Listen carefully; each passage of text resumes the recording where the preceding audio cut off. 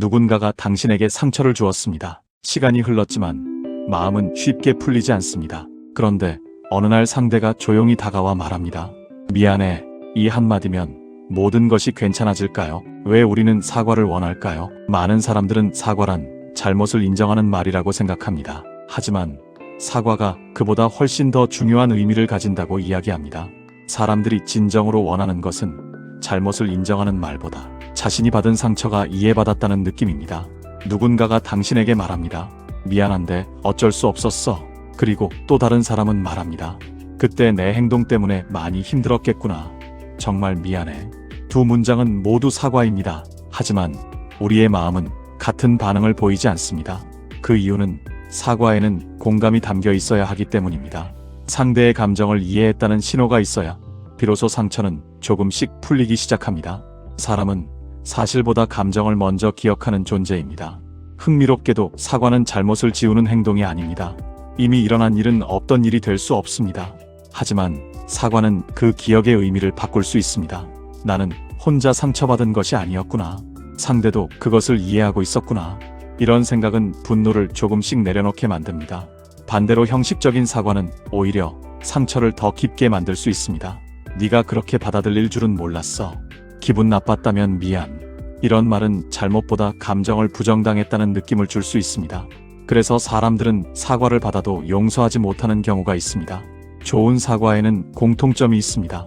잘못을 인정하고 상대의 감정을 이해하며 같은 일을 반복하지 않겠다는 의지를 보여줍니다. 그 세 가지가 함께할 때 사과는 단순한 말이 아니라 신뢰를 다시 세우는 시작이 됩니다. 혹시 지금 누군가에게 사과해야 할 일이 있다면 미안해라는 말만 전하지 마세요. 대신 상대가 어떤 마음이었을지를 먼저 이야기해보세요. 그리고 혹시 누군가의 사과를 기다리고 있다면 당신이 진짜 원하는 것이 무엇인지 스스로에게 물어보세요. 말 한마디일까요? 아니면 내 상처를 이해해 주었다는 진심일까요? 때때로 사람을 치유하는 것은 사과라는 단어가 아니라 이해받았다는 감정입니다. 처음 만난 사람을 우리는 쉽게 믿지 않습니다. 하지만 어느 날 그 사람에게 자연스럽게 고민을 털어놓고 있는 자신을 발견합니다. 도대체 언제부터 우리는 누군가를 믿게 되는 걸까요? 많은 사람들은 신뢰는 직감이라고 생각합니다. 첫인상이 좋으면 믿고 느낌이 이상하면 의심합니다. 하지만 신뢰는 한순간에 만들어지는 감정보다 조금씩 쌓이는 경험에 가깝다고 이야기합니다. 항상 약속 시간을 지키는 사람, 말과 행동이 일치하는 사람, 작은 약속도 소중하게 여기는 사람, 우리는 그런 사람에게 조금씩 마음을 열기 시작합니다. 신뢰는 거대한 사건보다 작은 일들이 반복되며 만들어집니다. 흥미롭게도 우리의 뇌는 익숙한 것을 안전하다고 느끼는 경향이 있습니다. 심리학에서는 이를 반복 노출 효과라고 합니다. 같은 사람을 자주 만나고 같은 목소리를 자주 듣고 같은 얼굴을 자주 볼수록 우리는 그 사람에게 더 친숙함을 느끼게 됩니다. 친숙함은 신뢰의 시작이 될 수 있습니다. 또 하나 중요한 사실이 있습니다. 신뢰는 완벽해서 생기는 것이 아닙니다. 오히려 실수를 인정하고 약속을 지키려는 모습을 반복해서 보여줄 때 사람들은 더 깊은 신뢰를 느끼기도 합니다. 완벽한 사람보다 예측 가능한 사람이 더 믿음직스럽기 때문입니다. 반대로 신뢰는 아주 작은 일로도 흔들릴 수 있습니다. 한 번의 거짓말, 지켜지지 않은 약속, 책임을 회피하는 행동. 신뢰는 쌓이는 데는 오랜 시간이 걸리지만 무너지는 데는 단 한순간이면 충분할 때가 있습니다. 그렇다면 우리는 누구를 믿어야 할까요? 말을 잘하는 사람일까요? 아니면 좋은 이미지를 가진 사람일까요? 신뢰는 말이 아니라 반복되는 행동에서 만들어집니다. 사람은 약속을 믿는 것이 아니라 그 약속을 지켜온 시간을 믿습니다. 혹시 지금 누군가를 믿어도 될지 고민하고 있다면 그 사람이 했던 말을 떠올리기보다 지금까지 어떤 행동을 반복해왔는지 떠올려 보세요. 결국 인간은 말보다 행동을 통해 신뢰를 배우는 존재입니다. 그리고 신뢰는 하루 만에 얻는 것이 아니라 수많은 작은 순간이 모여 만들어지는 관계의 가장 단단한 기반입니다. 친구의 답장이 늦었습니다. 갑자기 이런 생각이 듭니다. 혹시 나를 싫어하게 된 걸까? 하지만 알고 보니 그 사람은 하루 종일 회의 중이었습니다. 같은 사실인데 왜 우리의 해석은 전혀 다른 방향으로 흘러갈까요? 왜 우리는 이렇게 쉽게 오해할까요? 많은 사람들은 오해는 정보가 부족해서 생긴다고 생각합니다. 오해는 정보가 없어서가 아니라 빈칸을 우리의 추측으로 채우기 때문에 생깁니다. 우리의 뇌는 모든 정보를 기다리지 않습니다. 상대의 표정, 말투, 행동, 이 작은 단서만으로도 이야기를 완성하려고 합니다. 문제는 그 이야기가 항상 사실은 아니라는 것입니다. 이를 기본적 귀인 오류와 연결해 설명합니다. 우리는 다른 사람의 행동을 볼 때 그 사람의 성격 때문이라고 쉽게 판단합니다. 약속에 늦으면 저 사람은 성의가 없어. 답장이 늦으면 나를 무시하나 보다. 하지만 내가 늦었을 때는 교통체증이나 바쁜 일정 같은 상황을 먼저 떠올립니다. 다른 사람에게는 성격을, 나에게는 상황을 적용하는 것입니다. 또 하나의 이유는 우리의 뇌가 빈칸을 싫어하기 때문입니다. 사실을 모르면 기다리기보다 스스로 이야기를 만들어냅니다. 그렇게 만들어진 이야기는 반복해서 떠올릴수록 점점 사실처럼 느껴질 수 있습니다. 더 흥미로운 것은 한 번 생긴 오해는 스스로를 강화한다는 점입니다. 심리학에서는 이를 확증 편향이라고 설명합니다. 저 사람은 나를 싫어한다고 믿기 시작하면 그 생각을 뒷받침하는 행동만 눈에 들어옵니다. 웃지 않은 표정, 짧은 답장, 작은 실수까지 모든 것이 그 믿음을 강화하는 증거처럼 보이기 시작합니다. 하지만 우리는 다른 사람의 마음을 직접 볼 수 없습니다. 우리가 보는 것은 사실이 아니라 사실에 대한 해석입니다. 그래서 인간관계에서 가장 위험한 말은 분명 그럴 거야 일지도 모릅니다. 혹시 지금 누군가 때문에 마음이 복잡하다면 한 번만 이렇게 생각해 보세요. 내가 알고 있는 것은 사실일까? 아니면 내가 만든 해석일까? 그 질문 하나가 수많은 오해를 막아줄 수도 있습니다. 결국 인간관계를 무너뜨리는 것은 사실보다 사실이라고 믿었던 해석인 경우가 더 많습니다. 같은 유니폼을 입었다는 이유만으로 우리는 서로를 더 친근하게 느낍니다. 같은 학교, 같은 지역, 같은 취미, 심지어 같은 팀을 응원한다는 이유만으로도 처음 보는 사람에게 묘한 친밀감을 느끼기도 합니다. 왜 인간은 자연스럽게 편을 가를까요? 많은 사람들은 편 가르기는 일부 사람들의 문제라고 생각합니다.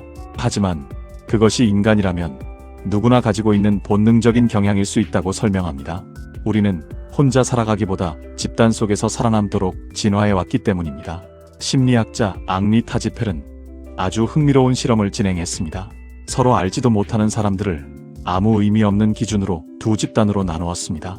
그리고 작은 보상을 나누게 했습니다. 놀랍게도 사람들은 특별한 이유가 없어도 자신이 속한 집단에게 더 많은 보상을 주려는 경향을 보였습니다. 단지 같은 편이라는 이유만으로 말입니다. 심리학에서는 이를 사회 정체성 이론으로 설명합니다. 사람은 나는 누구인가라는 질문에 답하기 위해 자신이 속한 집단을 자신의 일부로 받아들이는 경향이 있습니다. 그래서 내가 속한 집단이 인정받으면 마치 내가 인정받은 것처럼 느끼기도 합니다. 하지만 이 과정에는 한 가지 위험도 있습니다. 우리를 강하게 의식할수록 그들과의 거리는 더 멀어질 수 있습니다. 같은 행동이라도 우리 편이 하면 이해하고 다른 편이 하면 비난하는 이유도 여기에 있습니다. 판단보다 소속감이 먼저 작동하는 순간이 생기는 것입니다. 오늘날 이런 현상은 온라인에서도 쉽게 볼 수 있습니다.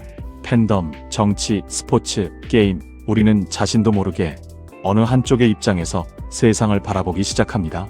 그리고 반대편의 이야기는 듣기 전에 틀렸다고 생각하기도 합니다. 하지만 집단은 나를 지켜주는 힘이 될 수도 있고 나의 시야를 좁히는 틀도 될 수 있습니다. 중요한 것은 어떤 편에 서 있는지가 아니라 내가 왜 그 편에 서 있는지 스스로 이해하는 것입니다. 혹시 지금 누군가를 이유 없이 멀게 느끼고 있다면 한번 이렇게 생각해 보세요. 나는 그 사람을 있는 그대로 보고 있는 걸까? 아니면 우리와 다르다는 이유만으로 판단하고 있는 걸까? 인간은 소속감을 통해 살아가는 존재입니다. 하지만 더 넓은 세상을 이해하는 사람은 편을 선택하기 전에 사람을 먼저 바라보는 사람일지도 모릅니다. 처음 만난 사람을 보자마자 우리는 여러 가지를 추측합니다. 어떤 성격일지, 어떤 직업을 가졌을지, 어떤 사람일지 아직 아무것도 모르는 상태인데도 우리의 뇌는 이미 이야기를 만들기 시작합니다. 왜 인간은 고정관념을 가지게 될까요? 많은 사람들은 고정관념은 편견이 많은 사람만 가진다고 생각합니다. 하지만 모든 인간의 뇌는 세상을 이해하기 위해 정보를 분류하는 방식으로 작동한다고 설명합니다. 세상에는 너무 많은 정보가 존재합니다. 만약 모든 사람을 처음부터 하나씩 분석해야 한다면 우리의 뇌는 엄청난 에너지를 사용해야 합니다. 그래서 뇌는 비슷한 특징을 가진 것들을 하나의 범주로 묶습니다. 이를 범주화라고 합니다. 학생, 의사, 운동선수, 노인, 아이. 이처럼 세상을 정리하는 능력 덕분에 우리는 빠르게 판단하고 행동할 수 있습니다. 하지만 문제는 범주가 언제든 고정관념으로 바뀔 수 있다는 것입니다. 한 사람의 특징을 집단 전체의 특징으로 일반화하기 시작하는 순간입니다. 몇 번의 경험만으로 저 사람들은 원래 그래 라고 결론 내리기 시작합니다. 우리의 뇌는 빠른 판단을 좋아합니다. 심리학에서는 이를 휴리스틱이라고 설명합니다. 빠르게 결론을 내릴 수 있도록 도와주는 사고의 지름길입니다. 덕분에 우리는 효율적으로 살아갈 수 있지만 동시에 중요한 사실을 놓치기도 합니다. 같은 직업을 가진 사람도 성격은 모두 다릅니다. 같은 지역에서 자란 사람도 가치관은 서로 다릅니다. 하지만 우리의 뇌는 차이보다 공통점을 먼저 보려고 합니다. 그래야 더 쉽게 이해할 수 있기 때문입니다. 고정관념이 위험한 이유는 새로운 정보를 보지 못하게 만들기 때문입니다. 이미 결론을 내려버리면 그 사람을 있는 그대로 보기보다 내가 믿고 있는 이미지에 맞춰 해석하기 시작합니다. 결국 사람을 보는 것이 아니라 내가 만든 틀을 보게 되는 것입니다. 혹시 지금 누군가를 너무 쉽게 판단하고 있다면 한번 이렇게 생각해 보세요. 나는 이 사람을 직접 알고 있는 걸까? 아니면 내가 알고 있다고 믿는 집단의 이미지로 보고 있는 걸까? 세상을 이해하는 가장 빠른 방법은 분류하는 것입니다. 하지만 사람을 이해하는 가장 좋은 방법은 분류를 잠시 내려놓는 것입니다. 두 사람을 처음 만났습니다. 한 사람은 나와 비슷한 말투를 사용하고 다른 한 사람은 전혀 다른 환경에서 자라왔습니다. 아직 아무 일도 일어나지 않았는데 이상하게도 한 사람에게 더 편안함을 느끼기도 합니다. 왜 인간은 차별하게 될까요? 많은 사람들은 차별은 일부 나쁜 사람들만 하는 행동이라고 생각합니다. 인간의 뇌는 위험을 빠르게 판단하기 위해 익숙한 것과 낯선 것을 구분하도록 발달해 왔습니다. 이 능력은 생존에는 도움이 되었지만 오늘날에는 편견과 차별로 이어질 수도 있습니다. 우리는 자신과 비슷한 사람에게 더 쉽게 호감을 느끼는 경향이 있습니다. 같은 학교, 같은 지역, 같은 취미, 같은 가치관. 이런 공통점은 신뢰를 빠르게 만들어줍니다. 하지만 동시에 다른 사람을 자연스럽게 멀게 느끼게 만들 수도 있습니다. 심리학에서는 이를 내 집단 편향이라고 설명합니다. 사람은 자신이 속한 집단을 조금 더 긍정적으로 바라보려는 경향이 있습니다. 그리고 특별한 의도가 없어도 다른 집단에게는 더 엄격한 기준을 적용하기도 합니다. 또 하나 중요한 개념이 있습니다. 바로 암묵적 편향입니다. 우리는 스스로 공정하다고 생각하면서도 무의식적으로 특정 사람이나 집단에 대해 이미지를 연결해 판단할 수 있습니다. 이런 판단은 너무 빠르게 일어나기 때문에 본인도 알아차리지 못하는 경우가 많습니다. 그래서 차별은 항상 큰 행동으로 시작되지 않습니다. 누군가의 의견을 더 쉽게 무시하거나 기회를 먼저 주지 않거나 말을 끝까지 듣지 않는 작은 행동에서도 시작될 수 있습니다. 작은 선택이 반복될 때 차별은 하나의 구조가 됩니다. 하지만 인간의 뇌는 배울 수 있는 뇌이기도 합니다. 새로운 사람을 만나고 다른 경험을 하며 서로를 이해할수록 기존의 편견은 조금씩 약해질 수 있습니다. 익숙함은 경험을 통해 다시 만들어질 수 있기 때문입니다. 혹시 지금 누군가를 처음부터 판단하고 있다면 한번 이렇게 생각해 보세요. 나는 이 사람을 실제로 알고 있는 걸까? 아니면 내가 알고 있던 이미지로 바라보고 있는 걸까? 사람을 이해하는 것은 차이를 없애는 일이 아닙니다. 차이를 인정하면서도 그 사람을 있는 그대로 바라보려는 노력입니다. 그리고 그 노력은 우리의 관계를 조금 더 넓고 깊게 만들어줄 것입니다. 엘리베이터에 탔습니다. 모든 사람이 문이 아닌 뒤쪽을 바라보고 서 있습니다. 이상하다고 생각하면서도 어느새 나도 같은 방향을 바라보고 있습니다. 왜 인간은 군중을 따라가게 될까요? 우리는 흔히 다수를 따르는 사람에게 이렇게 말합니다. 자기 생각이 없네. 인간은 혼자 살아남기보다 집단 속에서 살아남도록 진화해 왔습니다. 그래서 우리의 뇌는 다른 사람들의 행동을 중요한 정보로 받아들입니다. 1950년대 심리학자 솔로몬 애시는 유명한 실험을 진행했습니다. 참가자들에게 길이가 분명히 다른 선을 보여주고 어느 선이 같은 길이인지 맞히게 했습니다. 정답은 매우 명확했습니다. 하지만 주변 사람들이 일부러 틀린 답을 말하자 많은 참가자들이 자신의 눈보다 집단의 의견을 따르는 선택을 했습니다. 사람은 사실을 모르는 경우뿐 아니라 틀렸다는 것을 알면서도 집단과 다른 선택을 하기 어려워할 수 있다는 점을 보여준 연구였습니다. 이런 현상을 심리학에서는 동조라고 합니다. 우리는 틀린 답을 믿어서가 아니라 혼자만 다른 사람이 되는 상황을 피하고 싶어질 때가 있습니다. 소속감을 잃는 것은 생각보다 큰 심리적 부담이기 때문입니다. 또 다른 연구에서는 사람들이 권위자의 지시에 얼마나 영향을 받는지도 살펴보았습니다. 이 과정에서 상황과 권위가 개인의 판단에 큰 영향을 줄 수 있다는 점이 알려졌습니다. 다만 이러한 연구들은 이후 윤리적인 문제에 대한 중요한 논의도 함께 남겼고, 오늘날에는 더 엄격한 연구 기준이 적용되고 있습니다. 오늘날 군중 심리는 온라인에서도 쉽게 나타납니다. 조회수가 많은 영상, 좋아요가 많은 댓글, 실시간 인기 검색어, 우리는 많은 사람이 선택했다는 이유만으로 그것이 더 맞는 선택처럼 느끼기도 합니다. 하지만 많은 사람이 믿는 것과 사실인 것은 언제나 같은 의미는 아닙니다. 군중을 따른다는 것은 항상 나쁜 일이 아닙니다. 신호등을 지키고 재난 상황에서 질서를 유지하며 협력하는 것도 집단 행동의 힘입니다. 문제는 스스로 생각하는 것을 멈추는 순간입니다. 혹시 지금 모두가 같은 방향으로 가고 있다면 한번 이렇게 질문해 보세요. 나는 정말 이 선택에 동의하는 걸까? 아니면 혼자 남기 싫어서 따라가고 있는 걸까? 인간은 함께 살아가기 위해 군중을 따르기도 합니다. 하지만 세상을 바꾸는 시작은 언제나 스스로 생각하는 한 사람에게서 시작됩니다. 당신이라는 가장 복잡한 존재를 이해하는 시간, 인간 사용 설명서였습니다.